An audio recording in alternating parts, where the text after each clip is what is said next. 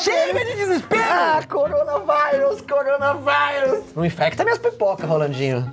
Não sou seus vírus. Meus amigos, bem-vindos ao Pipocando. Estamos em quarentena nesse estúdio. Estamos aqui preparados para gravar muito vídeo. É isso, a gente na verdade nem tá indo mais pra casa. Estamos vivendo a base de pipoca, a água que vem das tubulações e estamos presos aqui uma semana já. Parabéns. Tranquilo. Esse é o Armagedon. O Armagedon é assim, é um monte de gente com essas mascarinhas aqui. Vamos falar das maiores epidemias do cinema, que são bem mais divertidas do que essa aí do coronavírus. Se você achou que corona era um vírus que se aproveitava do sistema imunológico das pessoas, a gente que se aproveita muito do tema. Nós somos aproveitadores de verdade. Ah, mas não tenha dúvida. Vamos fazer o quê? Ficar chorando? Não. Vamos fazer conteúdo. Vamos contagiar as pessoas com conteúdos. O maior vírus de todos é um bom título e uma boa thumbnail. Não é isso, senhoras e senhores? Pra viralizar.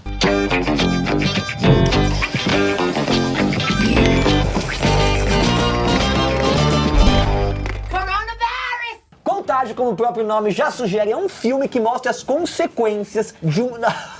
Isso entra na alma. De um vírus letal se espalhando pelo planeta. Já ouvi falar disso aí. E curiosamente, o primeiro caso é de uma cidadã americana contaminada na China. E depois vai pro resto do mundo, parecido com o que está rolando agora. What are you talking about? What happened to her? Bom, pra você ter uma ideia, a popularidade do longa subiu nas últimas semanas exatamente por isso. E hoje ele é um dos filmes mais procurados nos canais de streaming, tá lá bombando lá como o primeiro. Mas pelo lado bom, a obra é espetacular e usa elementos reais pra criar um filme tenso, que pega no psicológico do público. Um desses elementos é o jornalista que vê o caos como uma oportunidade perfeita de ganhar dinheiro, ajudando a propagar fake news. E toda essa treta só piora a reação da população, que entra em crise e começa a agir de maneira irresponsável, saqueando supermercado, hospital. Por que todo mundo compra papel higiênico? Quando você vai ficar 45 dias em casa, O que pega mais? você vai cagar todo dia em casa, então você precisa ter papel higiênico. Papel higiênico Mas não é uma acaba. coisa de comida? Mas comida você compra na padaria, você compra no seu Você papel com que higiênico. padaria? Padaria do Armagedon? Você vai tratar um zumbi fazendo Onde um você lixo? está se preocupado de como entra a comida e como ela sai, é só isso. Um monte de bosta.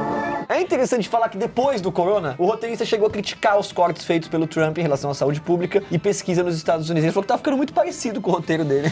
Isso porque ele conversou com cientistas e eles falaram como é importante ter um órgão responsável pela contenção das doenças, né? E que o menosprezo do governo prejudicaria a população. O bagulho é louco, o processo É lento. interessante porque quando você vai fazer um filme, você tem que pesquisar muito sobre o assunto. Então o diretor, ele pesquisou muito sobre o assunto. E aí ele ficou um mestre e agora ele tá vendo que estão fazendo cagada. Ele é um mestre em pandemias. É um pandemestre.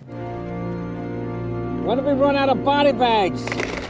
Ensaios sobre a cegueira deixa todo brasileiro orgulhoso, né? Por ser um dos primeiros filmes internacionais aí dirigido pelo Fernando Meirelles, que dirigiu Dois Papas, agora que tava no Oscar. Pra mim, essa é a melhor história de Armagedon, pandemia, absurdo. O drama é baseado no livro do famoso José Saramago, maravilhoso português, e acompanha a história de uma epidemia que deixa as pessoas cegas, sem uma explicação pra isso, nem de ordem racional, nem nada. É muito Ninguém louco. sabe. E não demora pro governo isolar os infectados dentro de uma estação, com soldados armados que ficam de guarda, além de um cego de nascença que serve como guia.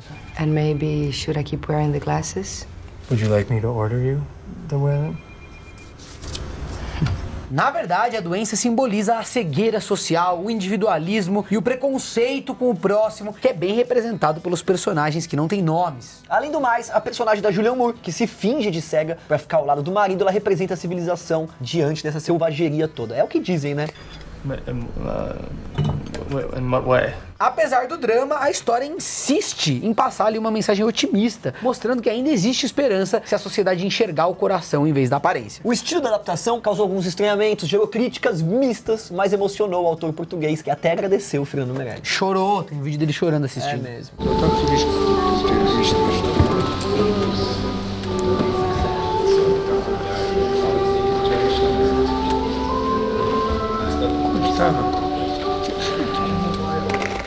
E não tem como falar de pandemia sem lembrar de Eu Sou a Lenda. Até porque a história original influenciou basicamente todas as obras pós-apocalípticas que vieram depois. O livro de 54 gerou 3 adaptações pro cinema, mas a gente vai focar aqui na última delas, que ficou a mais famosa em partes aí por causa do Will Smith. Valeu, Will. Depois me chama lá no Zap pra gente combinar um churras. Anything you dream can be true. Nesse filme, a tentativa de curar o câncer gera um vírus que mata a maior parte da população mundial, enquanto outra parcela ali sofre mutação e aí sobra um poucas pessoas imunes. Mas apesar de ter influenciado muitas histórias do gênero, em nenhuma das versões os infectados são zumbis, sendo que nessa versão eles apresentam batimento cardíaco acelerado e até raciocínio lógico. Inclusive, o final alternativo deixa bem clara a inteligência deles, além de ter uma animação do material bônus chamada Abrigo, que mostra os infectados se vendo como pessoas normais. A sacada, na verdade, é que eles enxergam as pessoas imunes como os verdadeiros monstros.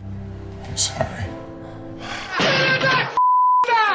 Também vale destacar que toda essa situação distópica é muito bem representada pelos cenários solitários e destruídos de Manhattan, além de excesso de silêncio, que foi algo que me chamou a atenção. O que eu acho muito legal é que mostra uma Manhattan destruída e o asfalto lá ainda é melhor do que o nosso. Então, isso é uma coisa que pra gente não é tão verossímil. Manhattan destruída, é tipo assim, Tá melhor que Santo Amaro. Cara, Um buraco enorme, gigante.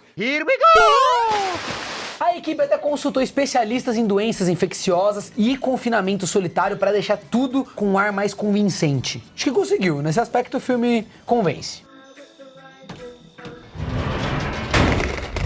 Despertar dos Mortos foi um dos filmes de maior sucesso em 78, que ajudou a marcar o universo criado pelo mestre Jorge Romero. Nessa história, um grupo de sobreviventes se esconde dentro do shopping depois que os mortos ressuscitam e começam a caçar os vivos. A ideia surgiu quando um amigo do diretor mostrou pra ele as salas escondidas num shopping e brincou que poderiam sobreviver ali caso rolasse uma emergência. Demais. E apesar de não ter referências ao original, o longa é uma sequência indireta de A Noite dos Mortos Vivos, lá de 68, que consagrou o gênero zumbi nos cinemas.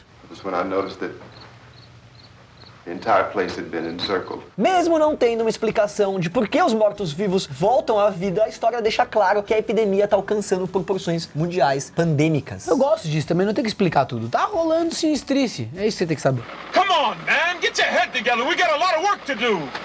Let's go, baby. Number 2. E foi graças a esse filme que conceitos tão conhecidos foram mostrados, como a lentidão dos zumbis e aquele grunhido clássico com a garganta. E a mão de múmia?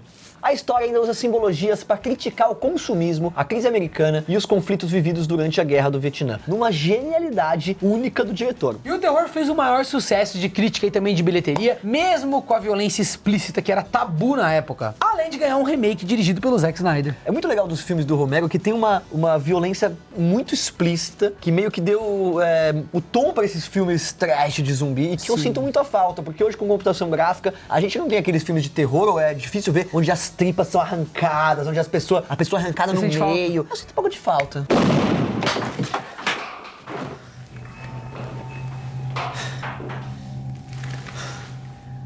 Jesus Christ.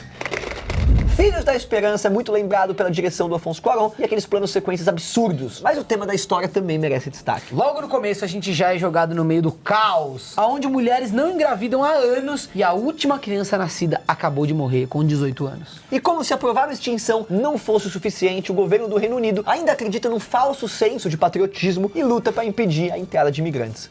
We're gonna build a wall, folks. We're gonna build a wall.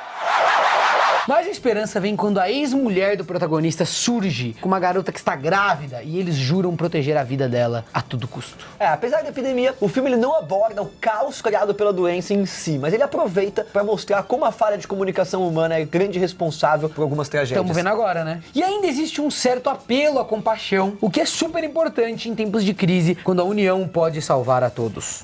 The renouncers flagellate themselves for the forgiveness of humanity. Além disso, galera, o roteiro já levantava questionamentos aí sobre a situação de refugiados, que é uma das maiores discussões atuais. E o realismo dessa distopia também ganha força na parte estética, já que em muitos momentos a fotografia parece adotar um estilo documental, tem um lance aí de linguagem muito legal. What are you doing with this shit? This? I mix it with the bread, poison the rats. Outro clássico do tema é Os 12 Macacos, que mostra o futuro depois de uma epidemia matar mais da metade da humanidade, enquanto os sobreviventes vivem em abrigos subterrâneos. E aí um grupo de cientistas decide enviar o protagonista até o passado para tentar descobrir a origem do vírus e assim, quem sabe, criar uma cura. Bruce Willis!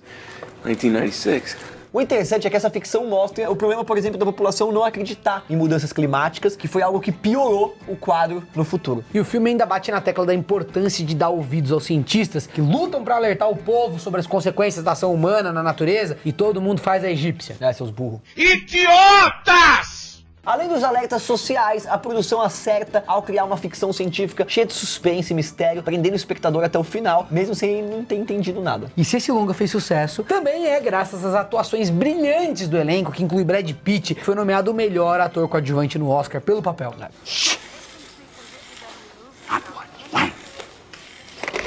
Extermínio arrepiou o público em 2002 com um thriller eletrizante que ajudou a trazer de volta os filmes de zumbi pra década. Depois que o vírus transforma parte da população em morto-vivo, um grupo de sobreviventes precisa atravessar o país e chegar até a base militar em Manchester. E como se não bastasse um monte de criatura raivosa na cola deles, eles ainda são super resistentes e conseguem até correr com o corpo pegando fogo.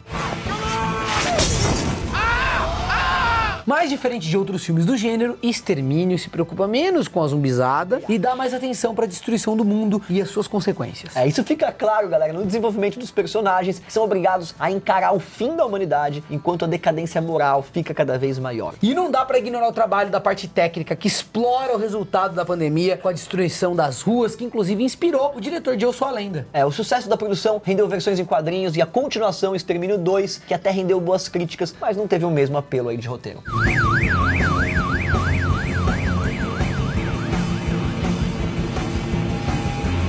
Bom, pessoal, eu espero que vocês tenham gostado. Vai passar rápido essa crise aí, essa pandemia. Todo mundo vai ficar bem, é o que eu desejo. Exatamente. E, gente, tomem cuidado, tá bom? Quem pode fazer home office, faça home office. Se tem alguém que trabalha com você, que você paga por serviço, continue pagando a pessoa pra ela poder ficar em casa. Se cuide, tá bom? Cuide das pessoas em volta de você. Isso, se cuide dos mais velhos. Exato, se você tem contato com os mais velhos, evite. Vamos fazer o que a gente pode, não é verdade? Vamos lidar com isso da maneira mais positiva possível. Um brinde não encosta. Filosófico. Isso, também não vou tomar porque alguém pode ter Exatamente, pode ter vindo alguma coisa aqui, uma partícula. Valeu, tia, solta o coronavírus e vem. Tia, esteriliza o controle e vem.